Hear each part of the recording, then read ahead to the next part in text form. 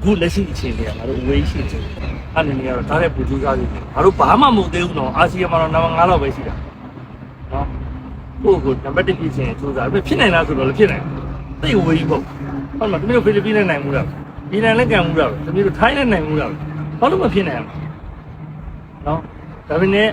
ယုံကြည်မှုအပြည့်နဲ့နိုင်အောင်ကန်လို့ရတဲ့အသင်းတစ်သင်းဖြစ်အောင်တည်ဆောက်အောင်ဟုတ်ပြီးတော့အသင်းစုစည်းညီညွတ်နဲ့ပြီးတော့ယူနေတဲ့နေကြတယ်အရင်ပေးတဲ့လက်ခုပ်ပြရတယ်မမျောလင်းနဲ့အလုပ်လုပ်ရင်သူ့လိုလက်ခုပ်ပြရတယ်နော်လက်ခုပ်ကိုမျောလင်းပြီးတော့မှပြီးမှအလုံးမလုံးနဲ့အလုပ်လုပ်ချစ်ခင်မှုတွေအားပေးမှုတွေလက်ခုပ်ပြရတယ်သူတို့တပီးတို့ချစ်မှာသူတို့ပြောရှင်းစီသူတို့နိုင်အောင်ပဲဒါပဲရှိကိုယ့်အချိန်ကိုသိလုံးဝအထင်မကြီးနဲ့တော့ငါတို့ဘာကောင်းမှမဟုတ်ဘူးနော်တပီးတို့ငါတို့ဘာကောင်းမှမဟုတ်ဘူးနော်တပီးတို့ပြောမင်းနဲ့ဒီလောက်ကလေးနဲ့တပီးတို့အဆင့်နဲ့ပြောနေတပီးတို့ဘယ်မှရှစ်ဆက်ရောက်တော့